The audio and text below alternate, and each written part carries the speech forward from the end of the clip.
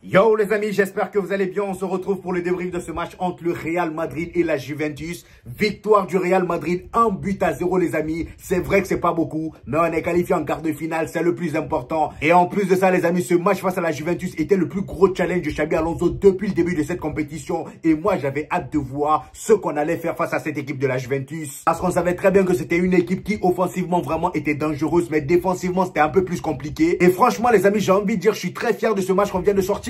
Même si oui, je vois certains Madrilènes déçus parce que sur Twitter, il y en a plein qui se plaignent. Voilà, surtout en première mi-temps, il y en a qui disent que le Real Madrid, aujourd'hui, il n'y avait pas le pressing auquel ils s'attendaient parce qu'il y avait plein de personnes qui s'attendaient à une continuité du match face à Salzbourg. Beaucoup de personnes s'attendaient à un match rempli de pressing du début jusqu'à la fin, comme on l'a fait face à Salzbourg. Et vous qui vous plaignez là, je suis désolé de vous apprendre que tous les matchs ne se ressemblent pas. Ce match-là était différent du match face à Salzbourg. Et en plus de ça, là, on parle d'un huitième de finale. C'est un coup KO. Là, tu fais l'erreur. C'est pas un match où tu vas expérimenter des pressings.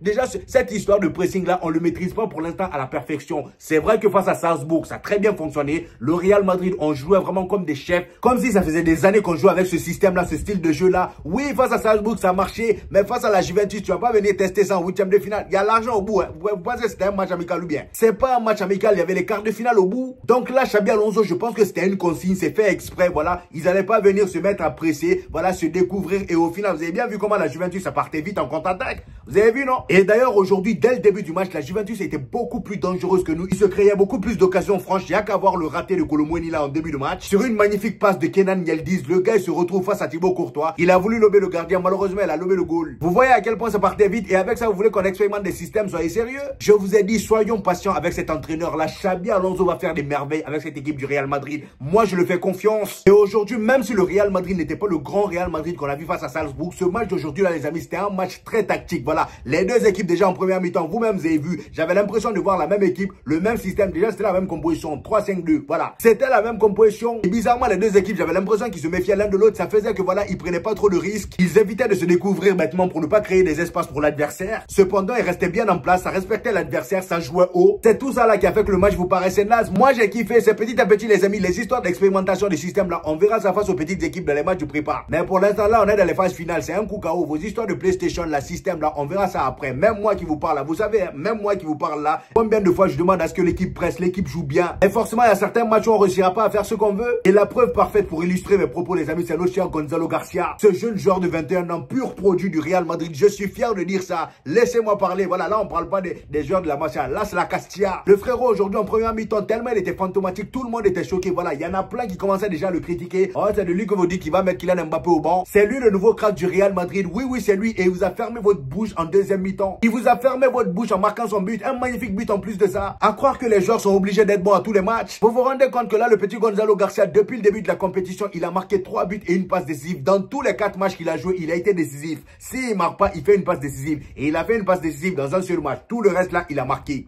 Tout le reste, il a marqué. Et en plus de ça, si aujourd'hui on l'a pas assez vu, c'est parce que la défense de la Juventus jouait trop bas. Ils étaient trop bas et denses. Pour accéder à l'axe, c'était compliqué. À votre avis, pourquoi Vinicius aussi était éclaté aujourd'hui? C'est à cause de ça? Le gars, il perdait beaucoup de ballons, surtout en première mi-temps. Il n'avait pas beaucoup de solutions, mais c'est normal. Il n'a pas quelqu'un avec qui combiner. Gonzalo Garcia, qui d'habitude, voilà, vient, il décroche souvent pour combiner avec lui. Aujourd'hui, le petit, il était bouclé, mais il lui en a fallu seulement une seule occasion, pas plus. Voilà, une. Il a mis dedans, coup de tête, dedans, but. Ça parle pas chinois ici. En plus, ça, c'est sur un magnifique centre de Trent Alexander-Arnold, passeur décisif sur ce match. Vous comprenez maintenant pourquoi Xabi Alonso a fait confiance au petit depuis son arrivée? Déjà, dites-vous que Xabi Alonso le connaît depuis tout petit. Il y a même des photos de lui. Si je vais vous mettre une photo de Xabi Alonso et lui, lorsqu'il était petit. Il connaît les qualités du petit depuis longtemps. Et d'ailleurs, pour vous dire, il l'appelle le nouveau Raoul. Donc, tout ça pour vous dire que dans cette nouvelle ère de Xabi Alonso, il va falloir être indulgent. Il va falloir être surtout patient. Les choses vont se faire petit à petit. On va se reconstruire petit à petit et de mieux en mieux. Donc, comme vous avez pu le comprendre, les amis, le Real Madrid aujourd'hui, il n'y avait pas beaucoup de pressing comme le match face à Salzbourg. Voilà, on était beaucoup plus en place. La possession était tout de même de l'autre côté, mais ça n'empêchait pas la Juventus à se créer des occasions. Ils se sont créés beaucoup d'occasions, nous aussi. Et d'ailleurs, ça c'est une très bonne nouvelle, le fait de se créer beaucoup d'occasions dans le match, parce qu'on se rappelle tous les matchs de purge qu'on sortait la saison dernière sous Carlo Ancelotti. Des matchs où tu as du mal même à rentrer dans la surface. Franchement, on avait tellement du mal à se créer des occasions que pour gagner certains matchs, il fallait que Valverde sorte des tirs de nulle part pour marquer. Et moi, je pense que tout ça, c'est grâce au système, la composition leçon que Carlo Ancelotti a mis aujourd'hui, le 3-5-2. Depuis le précédent match face à Salzbourg, on a vu que le fait de jouer avec 3 défenseurs nous réussissait très bien. Aujourd'hui, la mise à part Rudiger qui faisait n'importe quoi, Tchouaméni et Dean Huijsen, vraiment des patrons, surtout Tchouaméni. Ce gars-là est devenu tellement serein. On est passé du Tchouaméni qu'on critiquait à chaque match au Tchouaméni là. On est passé de Madame Ancelotti à Tchouaméni, vraiment un soldat. Le gars, il est rassurant. Il est rassurant dans ses prises de décision, ses relances, ses retours. Tout est parfait. Encore un match de patron d'Aurélien Tchouaméni. Franchement, faut le respecter, ce gars-là. Dean Huijsen, encore une fois, un match vraiment qualitatif. Les relances. Le gars, en une seule passe, il peut te casser plusieurs lignes. Ça, j'ai énormément kiffé. En première mi-temps, fallait voir, voilà, toutes les longues passes qu'il lâchait pour Vinicius, casser minimum une ligne. Et franchement, ça fait plaisir d'avoir ce genre de joueurs-là en défense qui ont des qualités de relance vraiment pures et dures. D'autant plus que notre gardien Thibaut Courtois aussi commence à être à l'aise, balle au pied. Ça fait plaisir. Cependant, en ce qui concerne le piston aujourd'hui, Franck Garcia et Trent Alexander-Arnold, un match assez moyen. Franchement, Trent Alexander-Arnold, je dis pas que son match était dégueulasse, mais le gars, j'ai comme l'impression, voilà, il prend pas trop de risques. Voilà, depuis le premier match de la compétition face à Al Hilal, c'est toujours la même chose. Le gars, il fait toujours le minimum. Il est là, il défend, il récupère quelques ballons. Parfois, je prends des petits points dans les fesses, mais tout ça là, c'est bien. Et mon ami, on a un 3-5-2, on a besoin de toi devant aussi. Il ne monte pas assez. Offensivement parlant, c'est encore limité. Il va falloir qu'il améliore ça. Vous-même, vous avez vu, à chaque fois qu'il monte et qu'il lâche un centre, il y a toujours danger. Il a une bonne qualité de centre. Pourquoi tu veux nous priver de ça? Monte un peu, mon ami. Aujourd'hui, toi-même, t'as vu que lorsque t'es monté, t'as lâché une passe décisive pour notre cher Gonzalo Garcia. Faut continuer à faire ça. Franck Garcia, c'est pareil, mais lui, contrairement à Trent Alexander-Arnold, j'ai même envie de le féliciter parce que le gars, voilà, ce début de compétition là, il me régale. Je m'attendais pas à ce qu'il soit aussi bon dans cette compétition. Les précédents matchs, il a été incroyable. Son match d'aujourd'hui là, il était assez moyen, mais franchement, c'est pas dégueulasse. Et au milieu, Jude Bellingham, Valverde et notre cher Arda Güler. S'il y a bien quelqu'un qui a été moyen parmi les trois, c'est Jude Bellingham. Voilà, c'était le plus mauvais des trois parce que Valverde, vraiment, les efforts qu'il a fait aujourd'hui, c'était impressionnant. Le gars, il courait de partout et à un moment même, vu qu'on n'arrivait pas à marquer, c'est lui qui commençait à lâcher des tirs par-ci par-là. Il a même failli marquer à un moment sur une magnifique retournette. Malheureusement, c'est pas rentré parce que le gardien de la Givre, le frérot, aujourd'hui, il a décidé de sortir son prime. Regardez tous les arrêts qu'il a sortis. À la 60e minute, les amis, j'avais regardé, on avait fait 11 tirs. 11 tirs au but. Mis à part le coup de tête de Gonzalo Garcia là, il a tout arrêté. Si c'était pas lui là, on aurait pu gagner plus de 3-0 aujourd'hui. Et maintenant, concernant Arda Güler, que dire? Que dire de cette merveille? Carlo Ancelotti, je t'en voudrais toujours de pas avoir donné assez d'importance à ce petit là. Je me rappelle, il y avait certains matchs l'an dernier où lui et son ami du banc là, comment il s'appelle, Hendrik, ils étaient là comme ça, sur le poteau de corner, en train de s'échauffer. Ils s'échauffaient pour rien. Ils se sont échauffés pendant toute la moitié de la saison. Ils jouaient presque jamais. Et regardez, Xabi Alonso, il savait déjà que ce petit là, c'était un crack. Avant même son arrivée, il a dit, lui là, il sera titulaire indiscutable dans cette équipe. Et il est venu, il a tenu sa promesse, il a mis Arda Güler sur le terrain en tant que titulaire indiscutable. Il l'a mis à son vrai poste au milieu. Le gars, il est au centre du jeu du Real Madrid. Regardez les résultats. Regardez les résultats. Je vous mets juste à côté sa hitmap, les amis. Regardez comment le gars il est mobile. Il est partout.